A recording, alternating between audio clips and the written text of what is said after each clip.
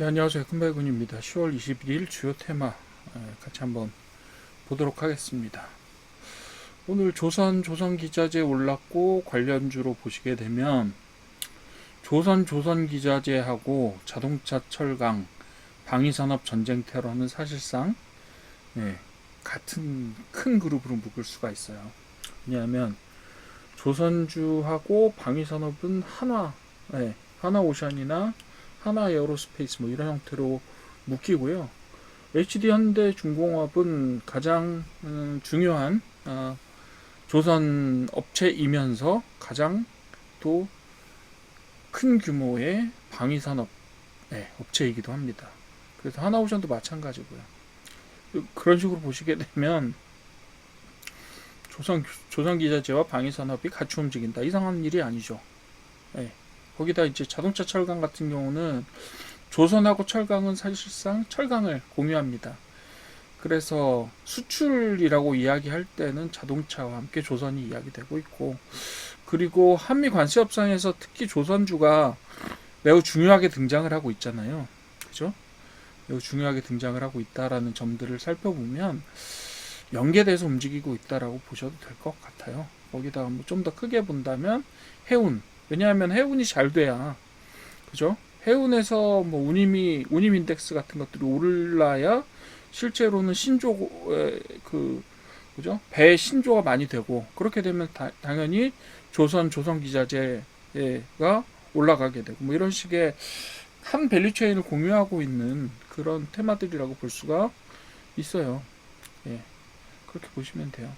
해운에서는 최근에 태평양 노선의 운임이 급등했다라고 되어 있고, 그리고 아무래도 한미의 어떤 그 관세 협상이 타결될 경우에 해운이 조금 더 활발하게 될 가능성이 있잖아요. 그렇다 보면 가능이 뭐 다 하나로 묶여서 어느 정도는 일정한 그 저기를 보인다, 움직임을 보인다, 이렇게 보시면 될 것 같아요. 제가 말씀드렸던 것 중에 항상 강조드리는 거, AI와 전력 설비와 신재생 에너지와 그리고 원자력 발전과 이런 것들이 한꺼번에 움직인다, 이렇게 말씀드렸죠. 크게 보면 ESS 같은 것들도 같이 움직입니다. 게다가 ESS는 2차 전지와 관련이 또 되어 있죠. 뭐 이런 식으로 움직입니다. 큰 덩어리들을 한번 보시고 여러분들이 한번 그런 것들을 주의해서 살펴보시면 좋을 것 같아요.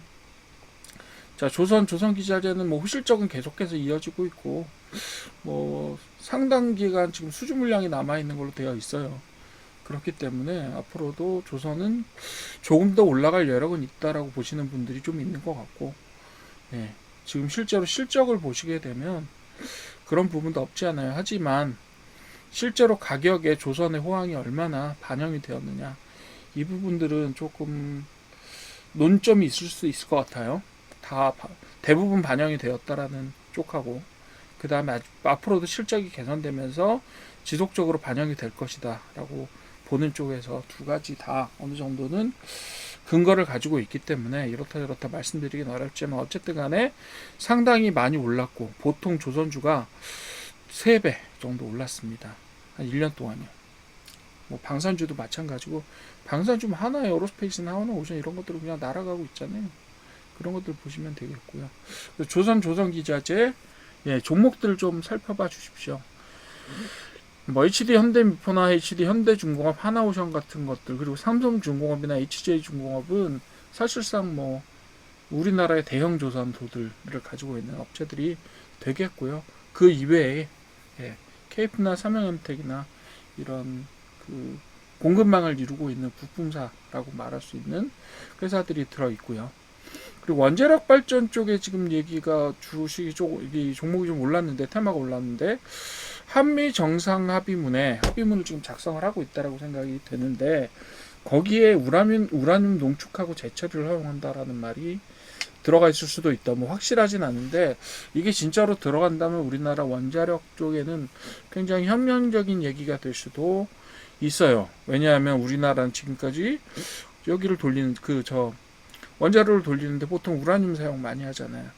근데 일본도 가지고 있는 것처럼 우라늄이 사용되고 나면 플루토늄이라는 원소가 됩니다. 플루토늄 쪽은 사실 우라늄보다 적은 양으로도 원자력 발전이 가능해요. 그렇기 때문에 북한에서도 지금 만들고 있는 핵무기가 플루토늄 기반의 핵무기입니다. 일본은 이미 재처리 시설을 가지고 있고요.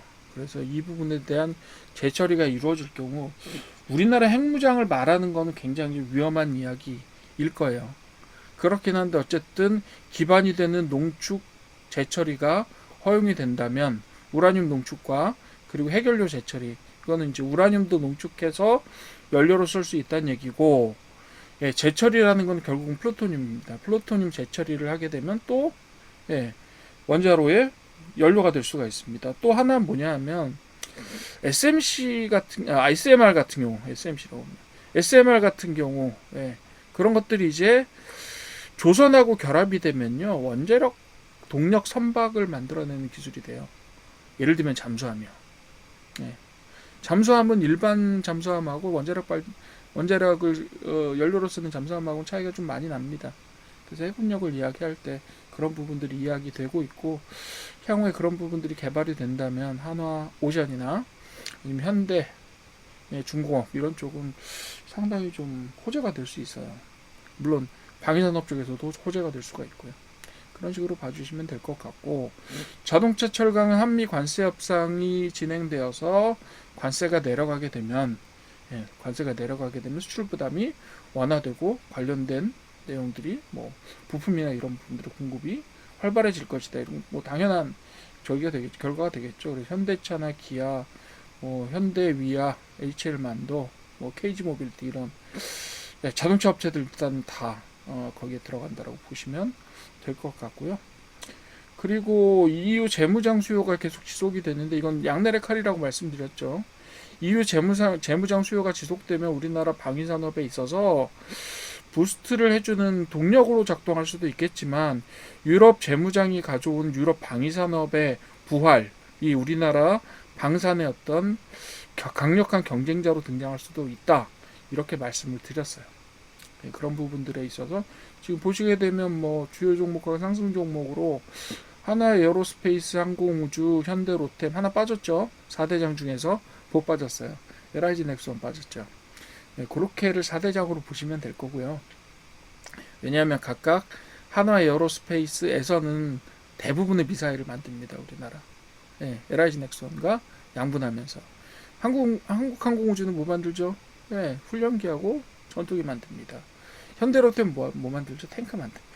네, 이렇게 해서 4개가 방산업계의 주요 업체가 되겠고, 나머지 회사들이 이제 그것들을 이루는 공급망을 이루는 업체들이 될 것 같아요. 네, 그렇게 보시면 됩니다. 자, 그리고 해운도 있고, 해운도 올랐다 이렇게 보셨는데, 항상 보실 때요, 테마를 한 가지 측면에서만 바라보지 마시고, 자, 이 테마가 올라가게 되면 당연히 어떤 테마가 따라 올라갈 수 있다. 뭐 이런 것들에 뭐 좀 합리적인 진행 관계들 있잖아요. 예, 전후 관계라고 할 수 있죠. 산업에 그런 부분들을 고려를 하시면서 좀 살펴봐 주시면 큰 맥을 읽는데 좀 도움이 되지 않을까 이렇게 생각합니다. 자, 오늘은 여기까지 하고 마치겠습니다. 감사합니다.